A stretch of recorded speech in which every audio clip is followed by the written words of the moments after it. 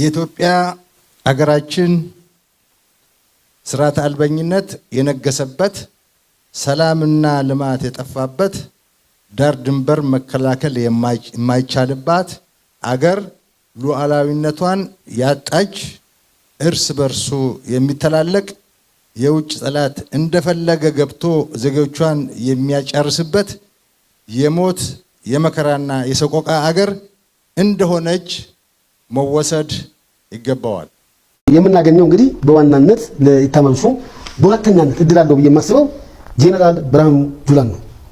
ጄኔራል ብርሃኑ ጁላ በቀድሞ ሰራዊት ውስጥ አየር ወለድ የነበረ በሽሬ ውጊያ የተማረከ ሲማረክ አስተላለቃ የነበረ የኦሮምኛ ቋንቋ ተናጋሪ መኮንን ነው።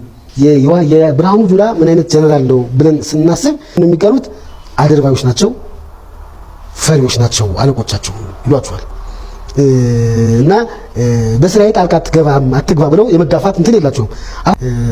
ብርሃኑ ጁላ ተጋፋጭ አይደለም የሚለው ለማንሳት አሁንም ተሞክሮ ኤግዛምፕል እናነሳው በኢትዮ ኤርትራ ጦርነት ጊዜ ነው። በኢትዮ ኤርትራ ጦርነት ጊዜ 22ኛ ክፍለ ጦር የምትባልን ባድሜ ላይ ይዞ ይመራ ነበረ እና በሚመራበት ሰዓት አዛዡ እሱ ነው።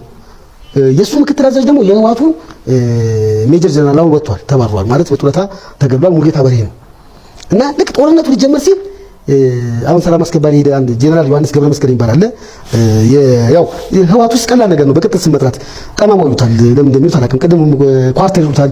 አንድ ደግሞ አዲስ ሰመራ ተመደበ ያልኩን ጀነራል የሰቆጣ ተወላጅ ነው፣ ይሄድን ነው፣ ባዲን ነው፣ የአማራው ክልል አይነት እንዲመስል አድርጎታል። ለምን ጀነራል ዘውዱ ወለነን ዘውዱ ሊስት ይሉታል። ቅጥል ስም የተለመደ ስለሆነ ሰዎች እንዲለዩት ጠማማው የሚገልጽልህ ሰዎች እንዲገቡ ሁለት ጀነራሎች ሁለት ዮሐንሶች ስለሆኑ ነው ህወሓት ውስጥ እና የኛው ሲኒየር ነው ዮሐንስ እሱ በበላይነት ይመደባል። የክፍለ ጦሩ ላይ በበላይነት ልክ ከተመደበ በኋላ ስልጣኑን ሙሉ በሙሉ ከብርሃኑ ጁላ ላይ ነጠቀው።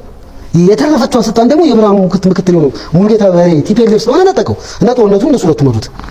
ጻድቃን በእርግጥ ጦርነቱ ሊገባደር ሲል ዮሐንስ ወደ ሌላ ሙሉጌታ በርሄም ሌላ ክፍለ ጦር ላይ ስለተመደበ የተወሰነች ወራት ብርሃኑ ጁላ ሊመራ ችሏል። ግን ይህንን ሁኔታ ጻድቃን ራሱ በመድረክ ላይ ይስቶታል። ዮሐንስ ህወሓት ነው፣ ሙሉጌታ ህወሓት ነው። እናንተ ከላይና ከታች አፍናችሁት ሰውየውን አላሰራላችሁት ብሎ በግምገማ ላይ አቅርቦታል። ይህንን ግን አላሰራሉኝ ብሎ ማቅረብ የነበረበት ተመልካች ሳይሆን ራሱ ብርሃኑ ጁላ ነበር ነው የኔ እምነት። ስለዚህ በየሰውዬ ነገም ኢታማዦር ሹም ቢሆን ጣልቃ የዝ አዛዦች ወይም ምክትል ኢታማዦሮቹ ጣልቃ ቢገቡበት በስራዬ ጣልቃ ትጉብኝ ይላል አይልም ነው ጥያቄው። እና ይሄ የሰውየው ደካማ ጎን ነው።